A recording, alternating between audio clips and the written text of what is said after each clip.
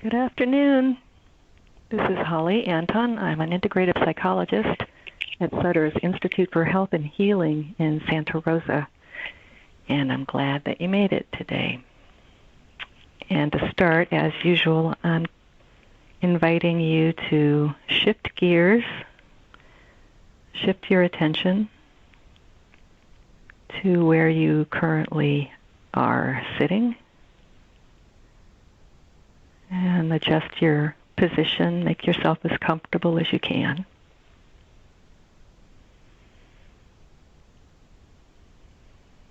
And allow your mind to flow and rest into the simpleness of this moment. Just breathing, just sitting. I encourage you to let it be a very direct and no fancy skills needed, just sitting and being yourself. And the topic is come up to me because so many people are bringing it up, both in my professional and in my personal life. It seems to be on a lot of people's minds. And I thought it might be on your minds as well. And that is how to approach our own distress and discomfort when we encounter other people whose tolerance for risk is really different from our own. And of course, in the immediate environment, often that's coming up around the level of precaution that different people are taking or not taking regarding interacting in public and interacting in common areas or with common objects, that kind of thing. And so as I introduce the topic and just some perspectives and some information that I hope will help you be with your own experience in a more productive way, as I bring this up, I encourage you through the call to keep coming back to your own breath and body. And if you need to ignore me temporarily to do that, that's completely fine. I would rather have you take care of yourself during this time than anything else. And while you are coming back to your breath and your body and making room for your present experience, it may also allow you to take in this information more comfortably, I hope. So tolerating differences among us is a challenge anyway, for most people. And then when you add any level of sense of threat, that becomes a great deal more difficult. And so I wanted to speak to this not to try to say what I think is the right level of precaution or risk tolerance that one should have, but just how do we take care of ourselves through these moments, sometimes frequent moments, of encountering this difference that rings a bell on a very deep level of our sense of security or safety.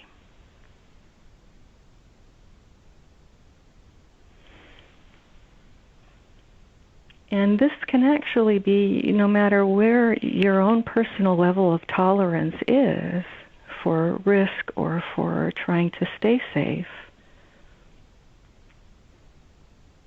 Turns out that the internal process is pretty similar for those who worry that others around them are not taking enough precautions, and for those who feel like their freedoms are being restricted in a way that makes it hard for them to take care of themselves in the way that they normally would to feel better. And so I'm offering a way of unpacking this experience that I hope will allow you to validate your own experience, validate your own feelings, and move through this process in a way that feels more effective or productive for you.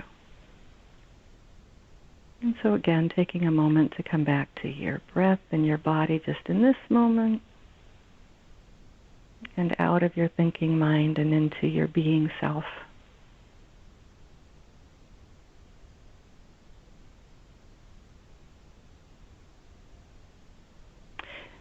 Now, probably at some point in the last 24 or 48 hours, you've encountered some experience like this, and maybe several, where you've been somewhere about to do something, and here you're confronted with this dilemma. Someone in your direct field of awareness who's obeying a different set of rules for themselves.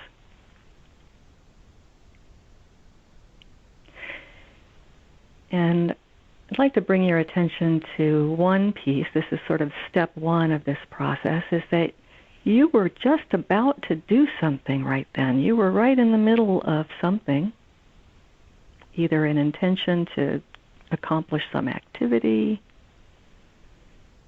or maybe you were trying to take care of yourself in some way. And this awareness of difference between you and another interrupted that experience. And so just that part, the part about feeling interrupted, stirs a certain type of feeling for most of us.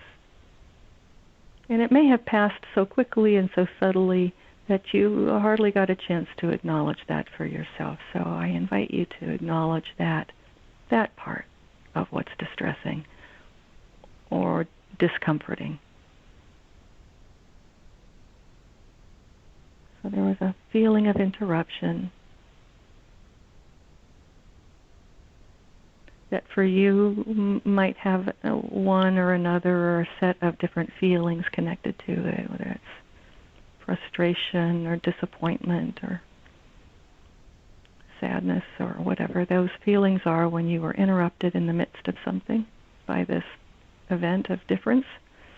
And then a second stage, you might say, that came immediately after, had some vulnerable core to it, the detection of difference.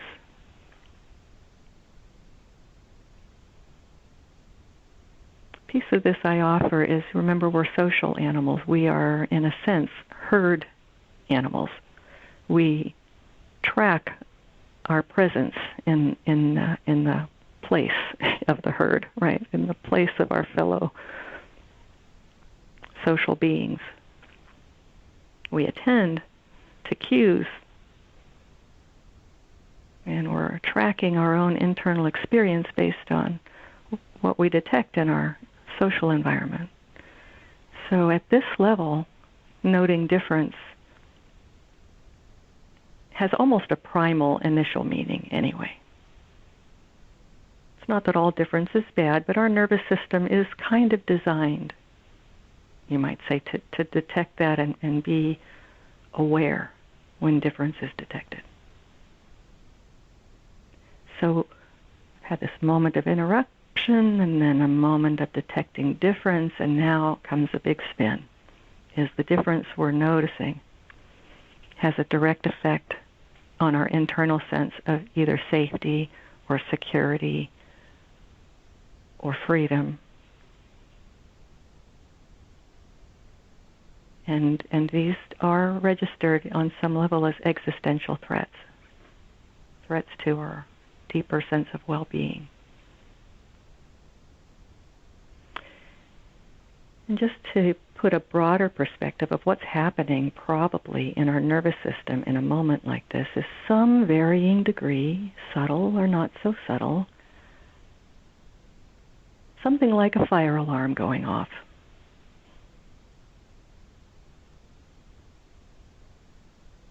Something's being brought to our attention that a very fundamental part of our survival nervous system says we should be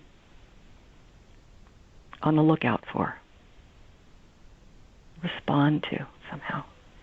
And that urge for response takes us into a third step of this, which is often a place where people get kind of caught in their minds, which is, what can I do about this? What should I do about this? What can I do about this? What should they be doing about this? Why isn't somebody doing something about this? And that cognitive loop of problem solving that has this backstory of anxiety and fear or existential threat connected to it is enough to send many people into a very uncomfortable state that doesn't resolve easily. So this is the general framework I'm proposing in terms of how you can take care of yourself through this process. First, by noticing that upset has happened, and second, by being able to validate your experience and break it down a little bit, because each of these three steps calls for a certain type of attention. So validation is one piece of how to bring attention to yourself and to your own distress, just the acknowledgement that it's there and the acknowledgement that it makes sense that you're feeling that way because of how the situation seems to be.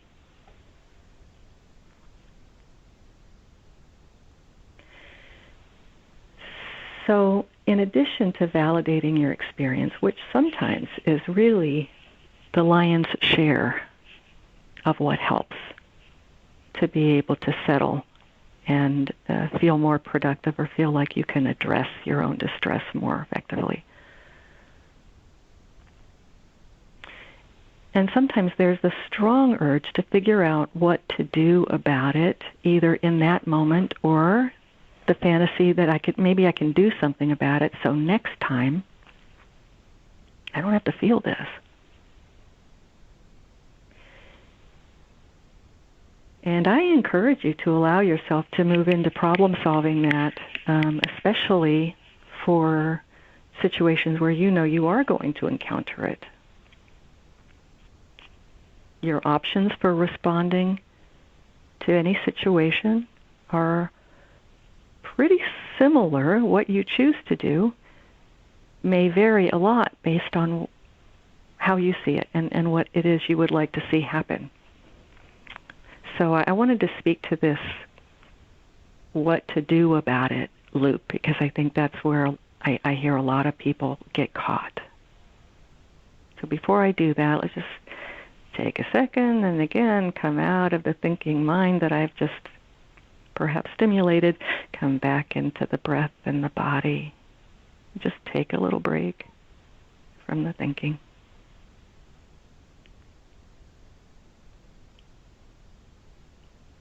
Come back in to just a simple moment where you are.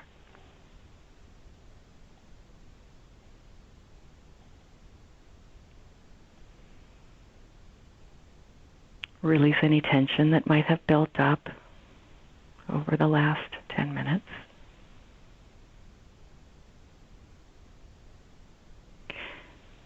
As I come back to this idea, okay, what can we do when the mind is caught in the I have to, I want to, or I should be able to do something about this situation so I don't have to be uncomfortable like this again?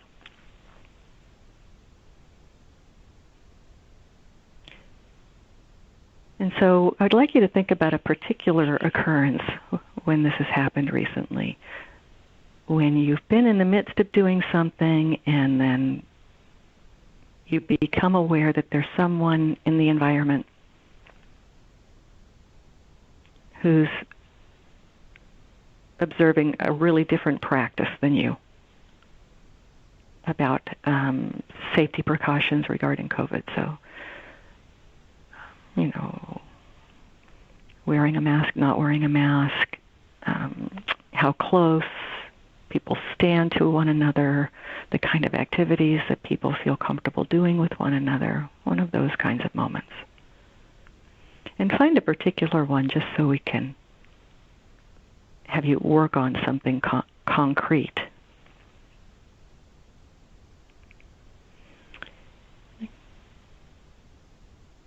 So hopefully you found a recent memory that's sharp enough in your recall that you can pull up some of these moments. So the first moment of you were just in the middle of doing something that got interrupted. What was that?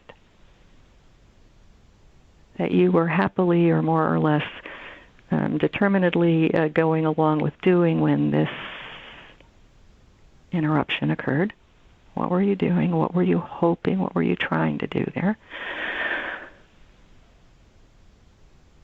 And then there was that next moment of awareness of difference and awareness that that difference has very powerful meaning. It has to do with either safety or freedom, or both.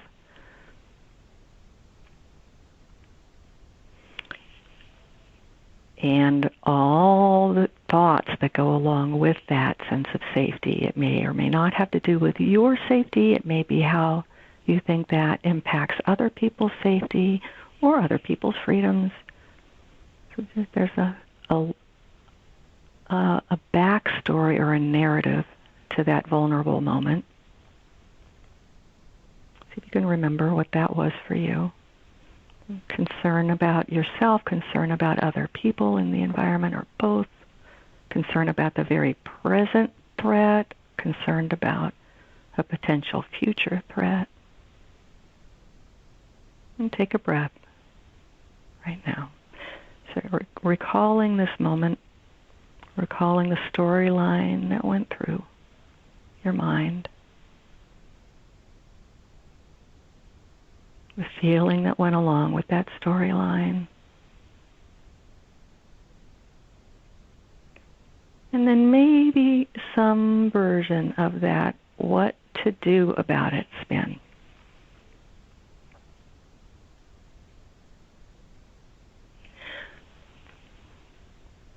So a couple of options. This skill I'm about to introduce briefly has a history in a therapeutic approach called dialectical behavior therapy. It's also got what will be an obvious route to what's sometimes called the serenity prayer. So what to do about it? One, can you leave the situation or solve the problem? Sometimes you can. Sometimes you can solve the problem by leaving. Sometimes you can solve the problem by problem solving. Okay, I've got an extra mask in my pocket that I carry with me now. Hey, friend, would you mind putting this on? Just for example, but let's say that's option number one. I can solve the problem either by leaving it or by actually solving it. Second option is I can take a look at my interpretation of this. Let's say my interpretation is sort of something along the lines of, this is putting me in danger right this moment. Now, if that's accurate, it would be important to listen to that, because if that's true, it's time to leave. If it's not exactly true so much at the moment, but is a potential future moment, then another option is to modify my interpretation just to make it as accurate and realistic to the moment as I can. Not to talk myself out of it, but just to put it in perspective. Okay, that behavior could create a problem. I don't actually think the problem is happening right in this moment. I'm just aware that it could be. So I can solve the problem by leaving or solving it. I can change my interpretation of the problem to something that's more realistic. Or I may say, hey, my interpretation of this situation is completely accurate, and I can't leave it, and I can't solve it.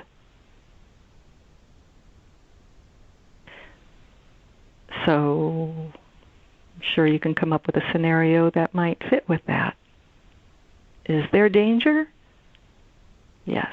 Is there a restriction of freedom? Yes. Do I have all the answers I need to be able to eliminate that? Maybe not. So in this third option, it's how do I take care of myself better? How can I reduce my own distress? How can I address the parts of this that I can do something about, even if I can't do something about the whole thing? This is option number 3. And option number 4 in this skill, which is called 4 options for responding to every situation.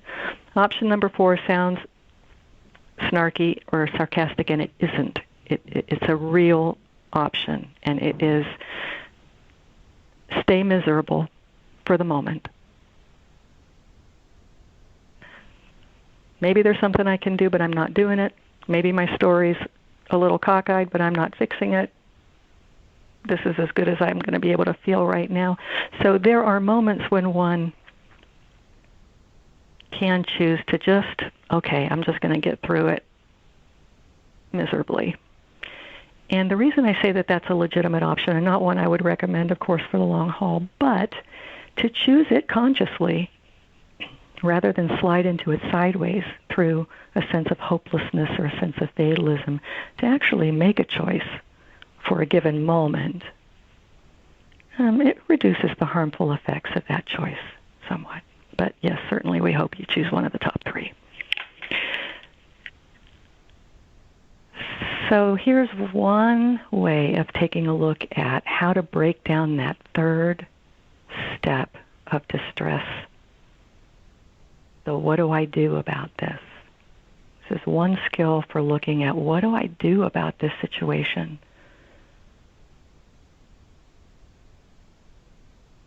There are many options, and this skill isn't the only game in town. So if you've got something that works better for you, by all means, absolutely. But it does come down to I can accept it, I can change it, or I can leave it. Excuse me. So coming back again from all this mental activity, take a breath, lay it down. Anything you need to remember, you will. You don't have to carry this with you. Right now, it is okay to lay it down, come back to your breath. Come back to your body. And to this very immediate moment. Come out of your head and back into, look where you are, look around you, locate yourself in this moment, in this particular place where you sit. A few deep breaths to release any tension that may have developed. Notice your feet on the floor.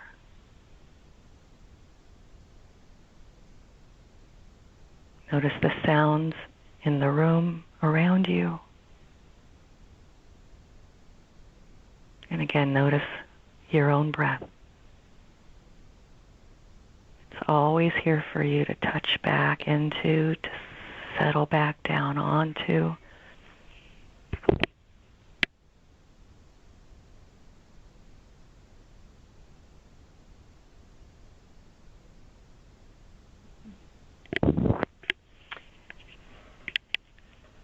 And I'm so glad that you made it to the call today, that you made the choice to give yourself, 1, a little time out, and 2, hopefully some validation for this dilemma. To be able to understand at least a few of the reasons why this is so challenging for everybody.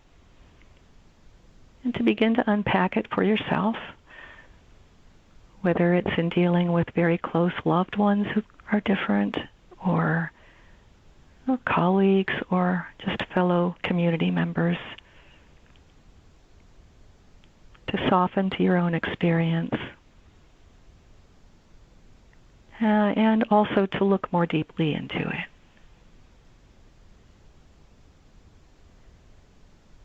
And always coming back to the practice of getting out of your mind then and dropping back into just being Every skill I offer always starts with this and always ends with this. And that's not an accident that I'm presenting it that way. So I encourage you to practice in the same way. Start with presence, come back to presence.